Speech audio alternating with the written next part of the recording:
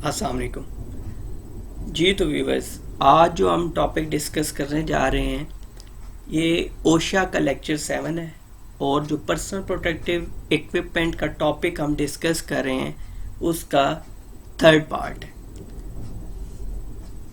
इस पार्ट के अंदर हम डिस्कस करेंगे कि कितनी टाइप्स के हैजर्ड्स इम्पैक्ट के एतबार से या असर के एतबार से मौजूद होते हैं या हो सकते हैं एक वर्क प्लेस में, और उसके अकॉर्डिंगली हमने पीपीई पर्सनल प्रोटेक्टिव इक्विपमेंट को कैसे इस्तेमाल करना है या हमने एप्रोप्रिएट पर्सनल प्रोटेक्टिव इक्विपमेंट कैसे सिलेक्ट करना है। सबसे पहले hazard assessment used to determine hazards in the work place. इसमें सबसे पहले नंबर पे आते हैं इम्पैक्ट हैजर्ड्स, फॉलिंग ऑब्जेक्ट और potential for dropping object. Impact hazards वो होते हैं जिनका आपके ऊपर दबाव आए, किसी तरह का असर आए, किसी तरह का उनका जो जोर दे, झटका भी आप कह सकते हैं। कि फॉर एग्जांपल कि आप खड़े हैं और एक आप अपने नॉर्मल पोस्चर में खड़े हैं और इस दौरान एक मशीन का मूविंग पार्ट आता है और आपसे टकरा जाता है, तो इस दौरान एक बहुत बड़ा आपको झटका लगेगा, एक इम्पैक्ट क्रिएट होगा आपकी बॉडी के ऊपर और उसके आफ्टर इफेक्ट्स फिर कुछ भी हो सकते हैं।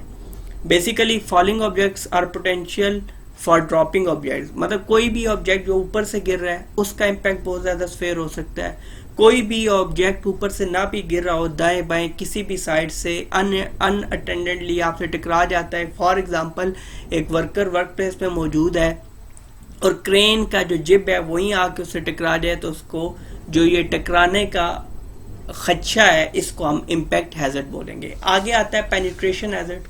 पेनिट्रेट का वैसे मतलब होता है सरायत कर जाना, किसी चीज में रच बस जाना।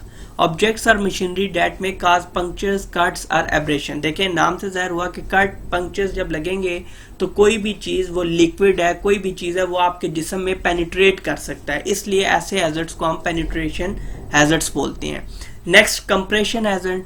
कंप्रेशन जो है कंप्रेस से निकला है कि आप किसी चीज को दबाव में, कोई भी चीज किसी चीज के दबाव में आ जाए, तो ऐसा हैजर्ड जिसमें दबाव में आने कुचले जाने का इम्कान होगा तो वो कंप्रेशन हैजर्ड में आएगा। मशीनरी हैवी ऑब्जेक्ट डेट में roll over and crush hands or pinch feet. जिस तरह एक हाथ वगैरह मशीनरी के अंदर आ जाता है तो वो कंपैक्ट करता है, कंप्रेशन के नतीजे में क्या होगा कि वो हाथ पूरे का पूरा कुचला जा सकता है। Chemical hazards. केमिकल हैजर्ड्स तो हमने बहुत बार डिस्कस भी किया। बेसिकली ऐसे कोई भी सब्सटेंस जो हम वर्क प्लेस पे यूज कर रहे हैं जिनका केमिकल एक्सपोजर बहुत ज्यादा है तो वो हमें हर्ट कर सकते हैं, और केमिकल ज्यादातर 4 तरीकों से हमें हर्ट करते हैं। एक, एब्जॉर्प्शन, मतलब कि आपकी बॉडी पोरस मीडियम है तो इससे आपके जिस्म में दाखिल हो सकते हैं। इसके अलावा इनहेलेशन के नतीजे में आपके जिस्म में दाखिल हो सकते हैं। इंजेक्शन के खाने के साथ ये क्या केमिकल्स अंदर जा सकते हैं। और लास्ट वन आपका इंजेक्शन, कि किसी भी ज़रूरत के मुताबिक इंजेक्शन या एक्सीडेंटल कोई चीज़ आपके जिस्म में दाखिल हो जाती है तो उसके साथ अगर केमिकल्स की लगे हुए हैं उस ऑब्जेक्ट के साथ तो वो आपको काफ़ी नुकसान पहुंचाएगा।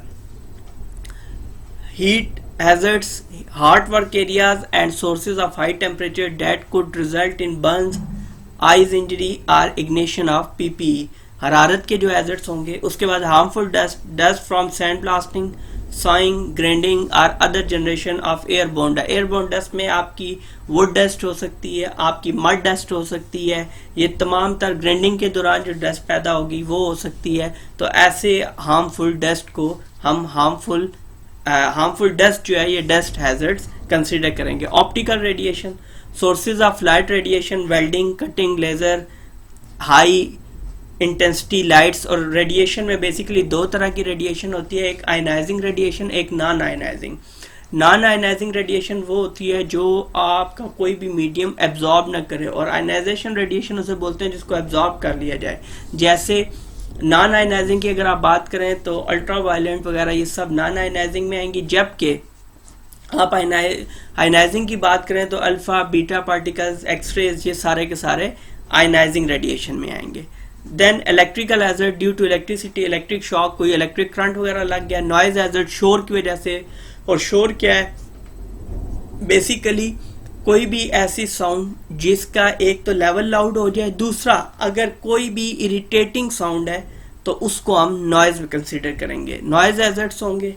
उसके बाद हमारे पास others, there are many other hazard related to work place, वो हम डिपेंड करेंगे। अब आगे आगे जिस तरह ये हमारे टॉपिक्स, हमारे लेक्चर्स चलते जाएंगे तो आपको उसके अंदर काफी हद तक ये क्लियर हो जाएगा। अब elements to consider in the reassessment, कि रीअसेसमेंट के अमल के दौरान हमने कौन सी चीज़ें देखनी है कि जब हमें मालूम हुआ कि हमने रीअसेसमेंट करनी है। रीअसेसमेंट के बहुत सारी वजूहत हो सकती हैं, आपकी पीपीई नहीं आई है, या आपकी वर्क प्लेस चेंज हुई है, एक्टिविटी चेंज हुई है, या जो पीपीई पहले इस्तेमाल करते वो अब अप्रोप्रिएट नहीं रही है।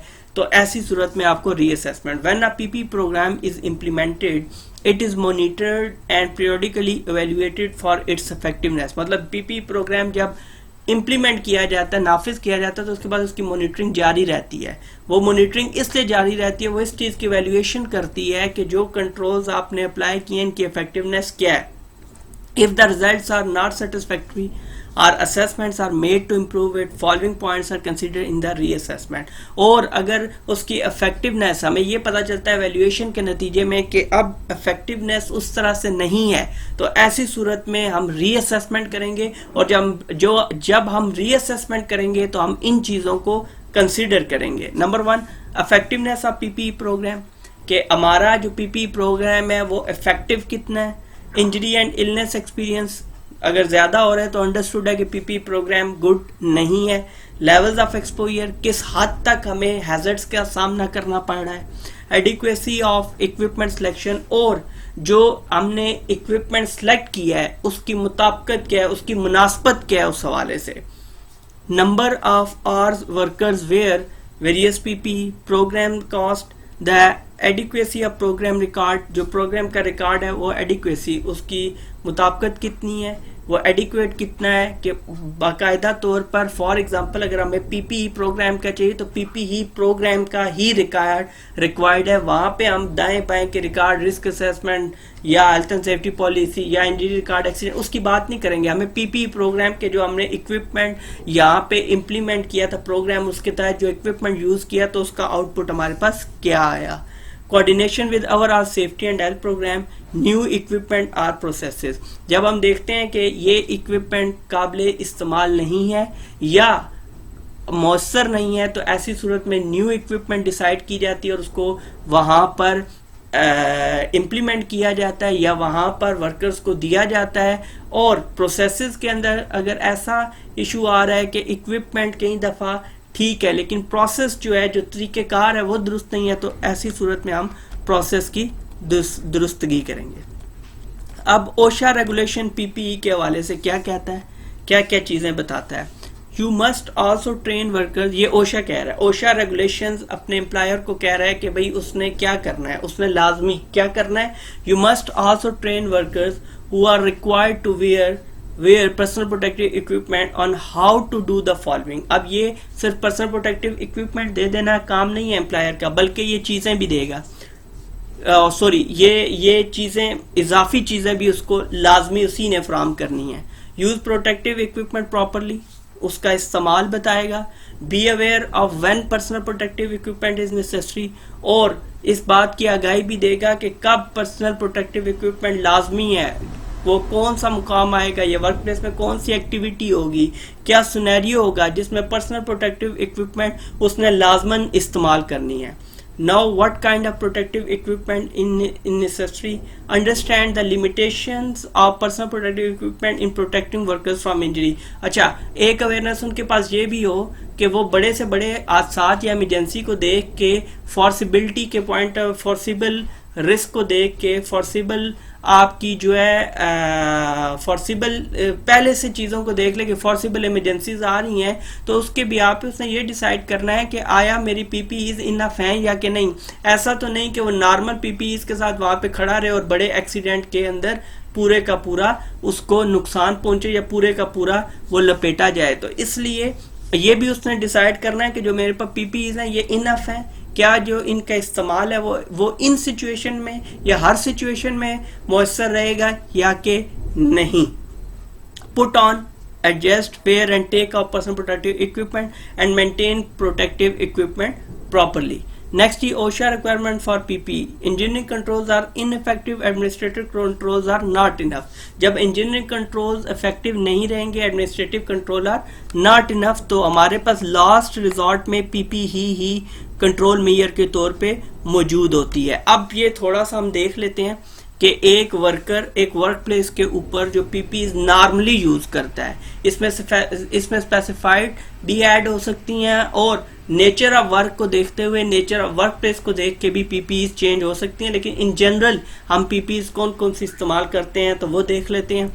सबसे पहले ये देखें, आई सेफ्टी शील्ड के जो उसने उसके मुंह पूरे को कवर किया हुआ है। फ्लेम प्रूफ स्कल कैप, ये फ्लेम प्रूफ स्कल कैप क्या होती है कि अगर कोई शोला वगैरह कोई भी चीज इसके सर पे गिरेगा तो इसको आग वगैरह नहीं लगेगी। कॉलर बटन के बंद कॉलर हो, लटके हुए ना हो। नो पॉकेट्स के कोई भी चीज कोई भी टूल यहाँ पे उसके साथ हैंग ना हो जाए, एंटेंगलमेंट ना हो जाए जिसके नतीजे में कोई एक्सीडेंट हो जाए। Hand held helmet with filter lens, full sleeves, और ये hand held helmet with filter lens जो है ये बेसिकली वेल्डिंग के दौरान इस्तेमाल होता है जब रेडिएशन बहुत ज़्यादा ज़रूरी होती है। Shirt outside of trouser, fire resistant gauntlets glove. Gauntlets gloves वो होते हैं, एक तो होते हैं ग्लव्स जो आपकी ये कलाइयों तक होते हैं, ठीक हो गया, आपकी रिस्ट तक होते हैं। एक आपके होते हैं कोहनी तक, आपकी एल्बो तक, जो लंबे से आपके ग्लव्स होंगे उनको गॉन्टलेट्स बोलते हैं। Clean fire resistant clothing, no cuffs, पाँव की जो ट्राउजर पहना है उसके ऊपर क्लफ नहीं होगा, नीचे सेफ्टी शूज। ये नॉर्मली पहनने वाली चीजें हैं। अदरवाइज पीपीई के हवाले से बाकायदा लेक्चर रिकॉर्डेड है, उसको भी आप दे सकते हैं, वो आपको काफी हद तक मदद देगा। ये हमारा पर्सनल प्रोटेक्टिव इक्विपमेंट ओशा के अंदर जो टॉपिक था वो आज कंप्लीट हुआ। ये उसका आखिरी पार्ट था, पार्ट 3। अगले इसके टॉपिक के साथ हाजिर होंगे आपकी खिदमत में बहुत जल्द। तब तक के लिए अल्लाह हाफिज।